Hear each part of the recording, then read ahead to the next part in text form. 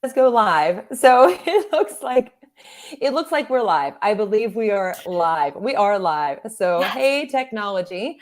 Hey, everybody. Welcome to a special edition of Thrive in EDU Live. And tonight I am joined by my friend Jillian and several other contributors to my most recent, newest book called Things I Wish ... New. So for anybody who does not know me, nice to meet you. I am Rachelle DuBois. I'm an educator, author, consultant, and attorney. I teach at a high school, Riverview High School, right outside of Pittsburgh. I've been there for a long time. I'll just leave it at that, a long time. And in that time, there are a lot of things that I have learned. And we have Facebook user. All right, Facebook user. We'd love to know who you are. So that's a little bit about me. And I'm going to toss it over to you, Jillian, and let us know a little bit about you. Hey, everybody. Okay, well, glad to be here. Always just a pleasure to be sitting next to you, Rachelle. I am Jillian, educator and author and illustrator, publisher, and I'm in Clearwater, Florida. And I actually, Dave Schmidt, Dr. Dave, and I actually like to say I'm just a simple human who gets to do extraordinary things next to extraordinary people. So that's me. That is you. And thank you for joining. And so we're going to start bringing up some others.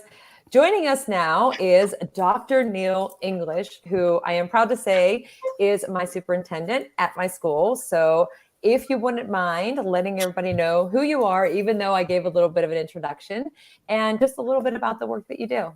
Hi, everyone. First of all, thanks for having me on, Rachelle. Appreciate it. Yeah. And all the other guests. I'm the Riverview Riverview School District. It's a small school district that meets the needs of two very small Pittsburgh communities in Oakmont and Verona. We're a very small school district. Rachelle is one of our many esteemed teachers in the district. Certainly, she stands out in many ways, but yeah, I'm happy to be here. I'm happy to be a contributor to one of her many books, and I'm happy to answer any questions or tell any parts of my story. So thanks for having me. Yeah, absolutely. I'm glad that you are here with us today. And thanks for the kind words as well. All right. Next up, fingers crossed that he stays. We've got Tyson in the house. So Tyson, welcome. Let us know a little bit about you. All right, let me get this going for my Wi-Fi goes. But I'm Tyson Gardin. I'm assistant principal in South Carolina. It's a small rural district in a unique situation where it's my school is one of three schools that share a building. Where we all run separately. We all have a separate focus. My school happens to be arts. I'm not really artsy, but I'm learning really fast. But arts, technology, and inquiry. So we have a very unique situation. Y'all should really come check it out, the way we move about in the building. But that's just a little about me.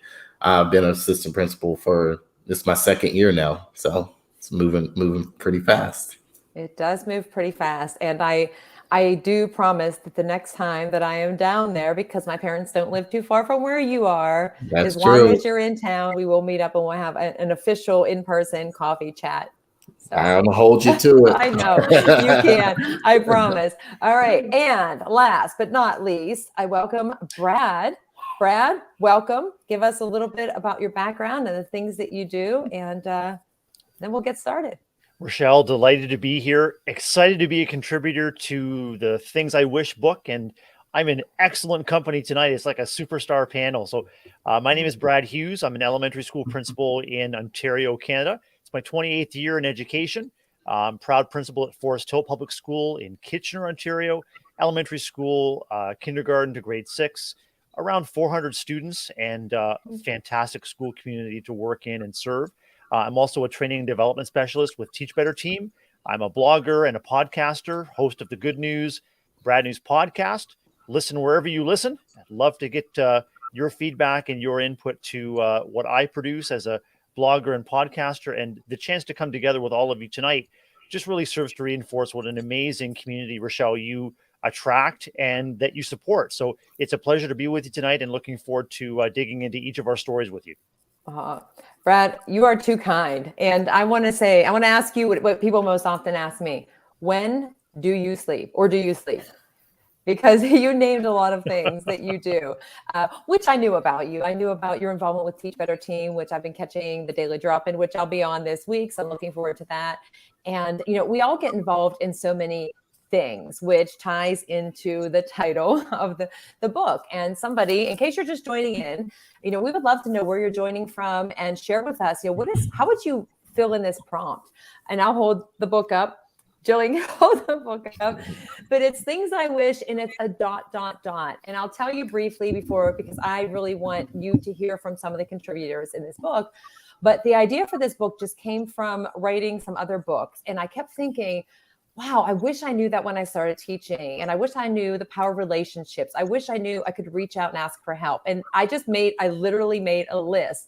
I also made a list of stories and lessons that I learned from students, which just so happened to be another book, True Story, Lessons That One Kid Taught Us. But I realized, there are so many things out there, and so many times that I find myself saying, I wish I knew that when I started teaching, or I wish students knew, administrators, school community, parents, you name it. And I put a tweet out there, and I reached out to some specific people who had contributed to other books and said, hey, I got this idea for this book. How would you fill in this prompt? And I left the ... there intentionally so people could take it in any direction that they wanted. And I got a bunch of stories in, again, thinking, how do I put all this all together? Because they had different perspectives, different experiences, different numbers of years in education, different places around the world. Some stories were happy, some were sad, some were traumatic, everything in between. And then I had an opportunity to reach out to even more educators. And so for anybody that doesn't know, including myself, there are 50 different educators who share their stories in this book, which became a massive project to put together. I almost made it like 3 separate volumes, but there were some consistent themes. And so the people that are here today are going to share what they wrote about or their stories. And for me, I was never one to share much about myself. I kept everything to myself. I didn't want anybody to know that I was struggling for many years of teaching. I know I could have done so much better. And I think about all of the missed opportunities that I had with my students, with connecting with other educators, and how many things I was wrong about, like social media. Had it not been for social media, I wouldn't know 3 of the people that are here with me today. And I've not yet met Tyson in person, but we're friends. We are connected, and Brad as well. We know each other, and we formed this, way to collaborate and deal with challenges. And by sharing our stories and connecting, it has made a difference. So I'm going to throw the first big topic out there. Why is it important to share our stories? And I'm not going to pick on anybody in particular. I don't have the wheel to spin. But if anybody wants to share, whether you're here with me in this virtual space or anybody who's watching right now, why does it matter? Why should we share and not keep it to ourselves? So that's question number 1. I think because people should know that they're not alone. That was a big fear that I had. Like, am I the only one that doesn't know? Or am I the only one that's scared too? Or am I the only one that's ever been wrong? I think it's important to know that there's a lot of us that go through things that somebody else is going through. But like you said earlier, Rachelle, we don't want to talk about it because we're scared to be, stigmatized, or we're scared to be, looked at as wrong, and people won't put their trust in us as educators because we don't know it all. So that's why I think it's important. I think it's important to go out there and share your story so other people can feel comfortable about sharing their story to other people, and just keep it going, and then we all grow as an educational community. Couldn't agree more. Thank you, Tyson, for diving in first on that one. Anyone else want to add to what Tyson had said? Feel free. I think it's just super important to remember that, like Tyson said, we all have, something to share. We've all had some experience or some message that's important to our heart, but it actually is taking the time to listen to those stories. So it's great that they're out there. It's great that we have platforms and opportunities to share those things. But Rachelle, like in a book like this, it's there. It's, it's in black and white. You can't miss it. You can highlight it. You can dog ear it. You can, post-it note it, whatever you need to do, because I think it's just so important that we take that time to listen, and really reflect on not only what we've gone through, but what other educators and other leaders have gone through as well, because it is amazing. That's something we do share. We have that common bond that we've been through the trenches together in different, different circumstances and situations, but it does help us bring us closer together. So, yeah, agree with you. And especially about the reflection too, because in writing, the one thing about my books is not intended is like, you don't actually have to read from cover to cover. It's just, you can flip through it. You can find something, be like, oh yeah, I wish I knew to take risks when I started teaching, or how to deal with challenges in the classroom, or just anything, or even project-based learning. I mean, there were so many topics in it, but for me, so many times, I'm reading them, I'm like, wow, yeah, that I wish I knew this. And even if it just helps one person, and tying back to Tyson, that vulnerability piece. And that is not something I was ever comfortable with for the longest time until about 4 years ago. And I have right over my shoulder, Brene Brown's Daring Greatly. And it talks about the power of vulnerability, and it refers back to Teddy Roosevelt, and just daring greatly. And what's the worst that can happen? You have to be vulnerable. And in vulnerability, there is tremendous strength. And so when I know that now, I wish I would have done that before, because I think of all of the differences it would have made, like I said, not just for me, but for those around me, my students, colleagues, anybody. So thank you both for sharing on that one. Brad or Neil? Oh, I'll jump in. I think it's more than just sharing stories. I think in education, it's a responsibility. I can think of so many people that were formative in my formative years as an educator that shared their wisdom and their experiences, and taught me how to behave, and taught me how to act, and shared with me some things that they learned along the way. I think education is dynamic, and being able to share, I think it's our responsibility to share with people that are coming behind us, or even people that we share our spaces with, online or in person, what we've learned and what we know about the field. And as you said, Jillian, we listen to each other, but it's important to share. And if I can, this book, I think in a way allowed me to help possibly some people who read it, not trip over the same tripwires, the tripping hazards that I stumbled upon, in my younger days in the field. So those are my thoughts on that. Yeah, absolutely. And Brad? I just want to reflect back how each of us has been impacted by the creative process, the invitation to reflect on and to share our story forward, the opportunity to have our story published in an anthology, along with all of the other stories that serve to reinforce that, just like you said, Rachelle, there's tremendous power in vulnerability. It's such a two-sided coin. In being vulnerable, we risk looking foolish, feeling like a failure. But it's also in vulnerability, when we share those things that we learn, that we discover that fellow feeling among other humans, like that suffering and learning through setbacks and learning through loss and disappointment is one of those things that is uniquely human, and it can also be uniquely connective. I also reflect on the fact that as educators, we tend to position ourselves maybe as people who are changing lives. Absolutely. But I also want to say that in sharing our stories and vulnerabilities, we recognize and can really share out how we as educators are impacted by the kids and the others that we serve, tremendously impacted. So the opportunity to clarify my purpose and to clarify others' purpose and to validate my experiences through creation and feedback has been so key to my development as an educator and as a person. Yeah. Well, thank you. And, anybody, again, if you're joining in now, joining in later, you can still make the comments, because this is going out in a lot of spaces. And thank you, Dave, for joining in as Facebook user, because we never know until after the fact. And so these stories, I had written about a colleague. When I say colleague, it does not mean that it's somebody that I work with. I just refer to it as a colleague, who said, teaching's not for me. I'm not cut out for it. I'm too different. I'm too weird. They just kept going on and on. And I'm like, what do you mean? Like, we're all different. We're all weird. I mean, we all have something about us. And I said, I'm not the best person to ask in the world. I'm sure somebody could give you better advice, but like, explain this to me. And I shared a similar story. And I actually reached out to Dave Burgess, and who was a friend of mine. And I said, hey, Dave, could I buy a copy of your book? Could you sign it to my friend, because they were struggling? Because Teach Like a Pirate is a fantastic book.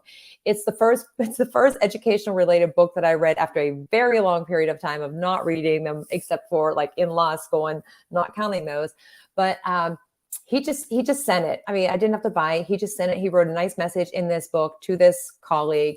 And what a difference it made, just reading somebody else's story and connecting with that. And so that kind of inspires me too. Like, even if one person is impacted by your story, like, you just never know. And that's why I say, start with blogging or do a podcast or go live like this and just share like a reflection of the day, because one person who's out there listening or reading or sees you might be the thing that they need, and you never know. And just that one person does make a difference. So, oh goodness, we have Dr. Sarah. So big shout out to Dr. Sarah Thomas, who is EduMatch Publishing, amazing, awesome friend, and thankful for having her friendship and everything else that she provides. So glad to have her join in. And moving to the topic.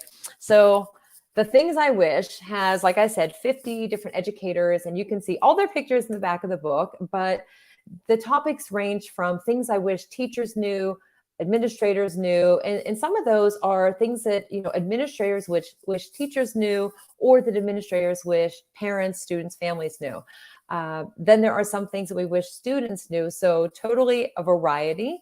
But all of the stories, really just reading them and putting them together. There were so many times that I would read a story and I just Dr. Edmonds, who wrote about September 11th and what that was like. And some of the other contributors who wrote about personal stories, like very personal family experiences that they went through and how that impacted them in their role as an educator. And so there is a ton of vulnerability in there for us to read and to experience, but also it helps us to be more kind of intentional about checking in on one another and recognizing when people are in need and may not necessarily speak out that they're in need. And so that ties back into importance of our stories. And so in theme of the book, what is something, how did you fill this in? And I know, Tyson, you went first last time. So whoever wants to go first, just if you could share a little bit about the story that you shared here in this book. Uh-oh, Tyson. Oh, no, I wasn't calling on you first. Sorry. Yeah, I meant you went first last time. I could go in reverse, or I could go Brad or Jillian. Brad, you want to go? Yeah, Rachelle, I'd be happy to jump in. And the thing I wish I'd learned far, far earlier in my education career is the difference between misbehavior and stress behavior. Spent many, many years as a teacher and as an early school leader in what I call the behaviorism trap. It's a cycle of limiting student behavior, and when the limits are crossed, then you provide a consequence, hoping that you can appeal to the moralistic nature of what life as an educator and as a student should be, or you can consequence the behavior out of a student, so the consequence becomes so unpalatable that students are going to change their behavior. And what I learned through work at the Merit Center here in Canada, Dr. Stuart Schenker, Dr. Susan Hopkins, was that there are many behaviors that on the outside are absolutely dysregulated, disruptive, but beneath those behaviors is a world of conflict, a world of stress, and it's a body and a mind in a child that's dysregulated, trying to get him or herself into balance. And so as educators, when we seek to understand what stressors are behind the behavior that we see and what stressors are in our capacity as educators to limit or to reduce, we can actually reveal the capacity in each child. Imagine if I had learned this many, many years ago, how many more capacities, how many more flourishing students I could have engendered. As a school leader now, this is my mantra: is let's unveil the capacity in the kids and in the adults around us by identifying the stressors that might be limiting their behavior. Let's seek to understand behavior or so-called misbehavior compassionately as perhaps stress behavior. If we do that, then we have the opportunity, Rachelle and guests, to really reveal the capacity that stress is masking. So that was what I had wished I had learned, and that was my contribution to the book.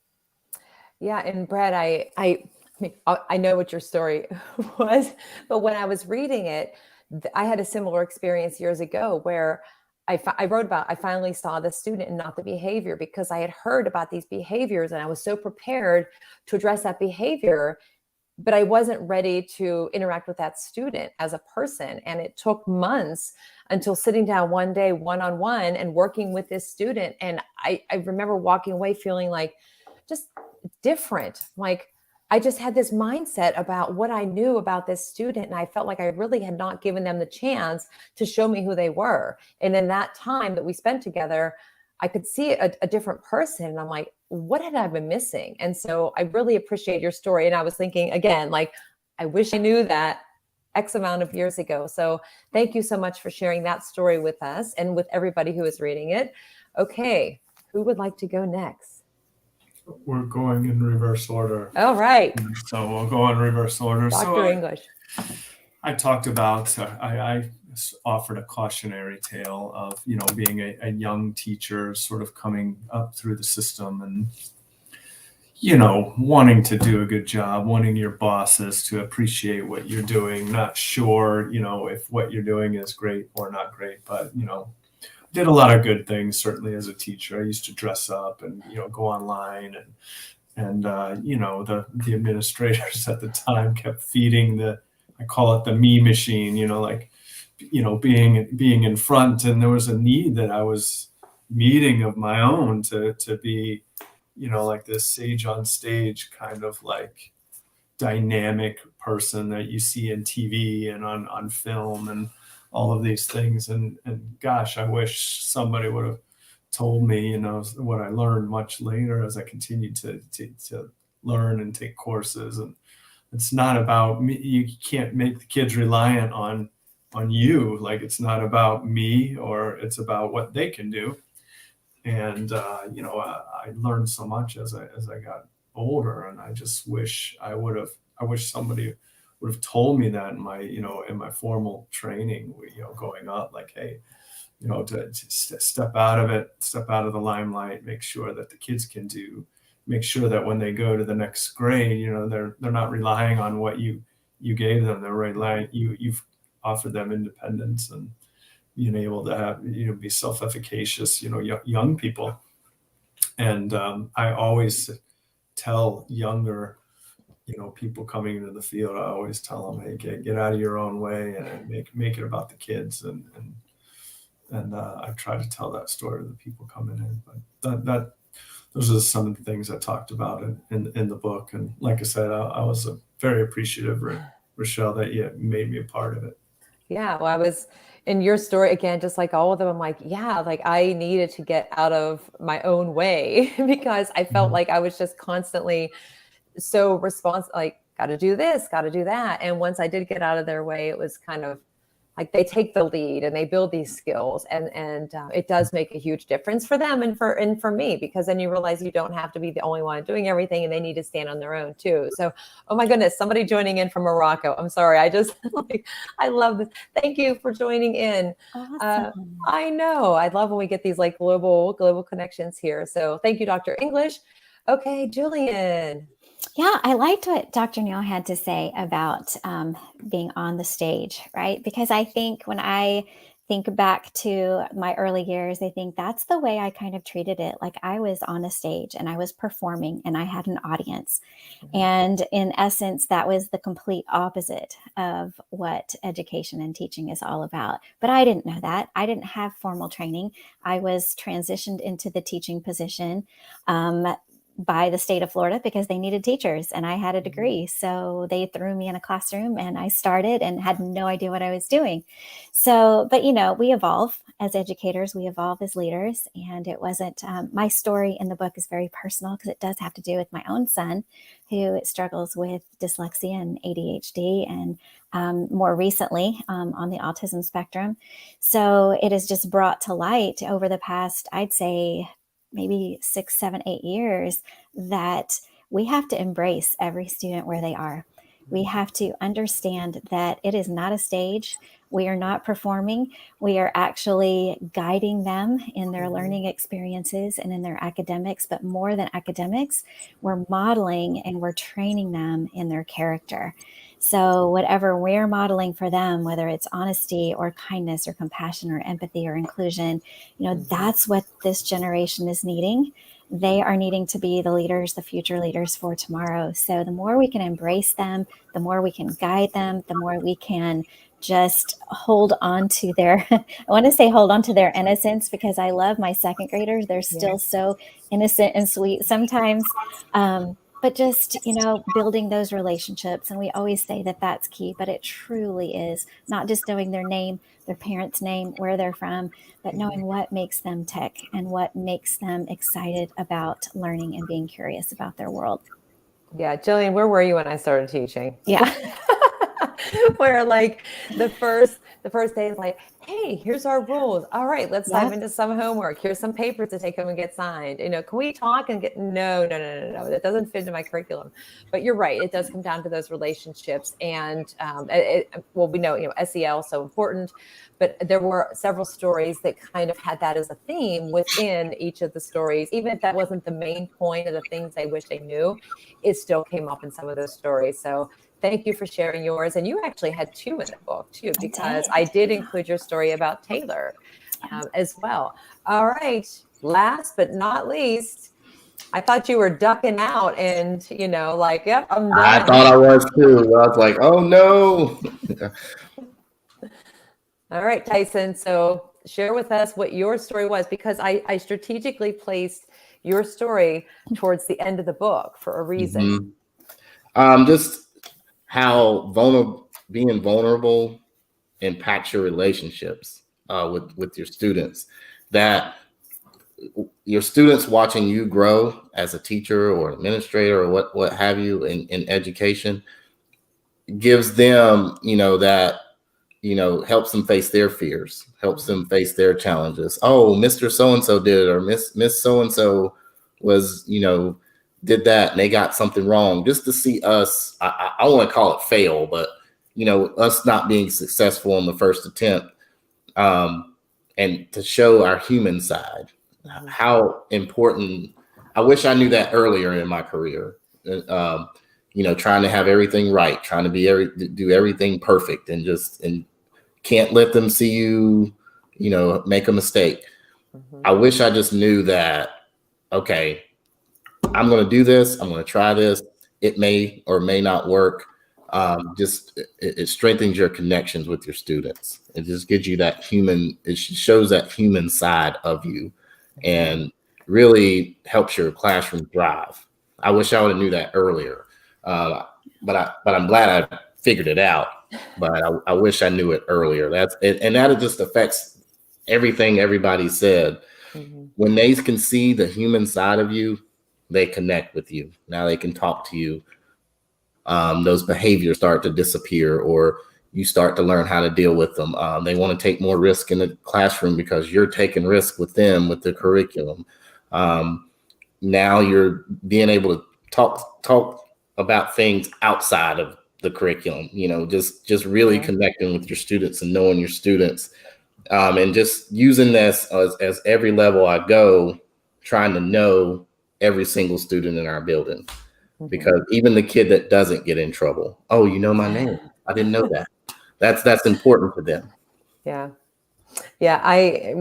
I caught on to when you said the word thrive, of course. Every time I hear thrive, I'm like, oh, thrive. Yeah, I tune in. But I mean, what you said too about like knowing the students beyond your classroom, because that's important. I mean, the kids, you don't know throughout a given day if the students, how many people are interacting with them, how many people actually do know their name, and what that, hey, how's it going? Nice to see you. Like even students will say to me, oh, you remember me? I'm like, I had you in class for 2 years. Of course I remember you. And those relationships are important. And getting them to see like the real us, I always call it like the real talk, and the kids feel comfortable and come in. And it wasn't always this way. I've developed some really strong relationships with some students over the years and involved me taking risks and doing things differently in my classroom. And it was uncomfortable at first because I'm like, no, you can't know anything about me. Like, I'm just the teacher. Like, nope, I live here. This is it. But what a difference it has made, and not just in the time that they were in our classrooms, in our schools, but beyond, when they're adults and they realize that they can come back to us and we're still there to support them. And that is something that I hope that all students know, is just when you leave the schools, your teachers are still there for you. You may not be comfortable reaching out and asking for help, but you should never feel like that's something like that you shouldn't do, because that's what we're here for. And it's the power of connecting and the relationships, which brings us here all together. And, we're in this book, we shared our stories and learned from one another. And we've got a lot of love coming in for us for today, for what we've shared. And so with that, anybody have any last words of advice or anything that you wanted to share? If not, we will say our goodbyes and, move on to next time. Oh, I would love to. I'm going to read a comment that I got here, and I don't necessarily know if I want to put it on the thing, because I'll just say it. But wouldn't it be great if all administrators had the same outlook as Tyson, realizing that vulnerability is a sign of self-confidence and power? And without knowing if it's okay to post that on there, I read it instead of putting it on there. But it's okay to post it on there. Okay, I'm going to post it on there. So just a minute. Just a minute so everybody can see it. It's going to come up under mine, but it was actually Dr. Neil English that said this from what Tyson said. So, but anyway, for those of you that have joined in, thank you so much. If you're watching live now, on all the Facebooks, the Twitters, the LinkedIns, the YouTubes, you name it, we'll be sharing this back out. So you can catch up, share it with others. If you'd like a copy of the book, it's available at bit.ly/thingsiwishedu. And I'm not just saying that because I wrote it. I'm saying it because there are 49 other stories in it for you to share. And I really do. I love this book. So thank you to the 4 of you for joining me tonight. And for anybody who's interested, if you want to know the next time when we'll be live, join Mel and I on Friday for Thrive O'Clock, and we have a special guest. And otherwise, have a great rest of your Monday or Tuesday, depending on where you are. And we will catch you next time. See ya. Bye, everybody.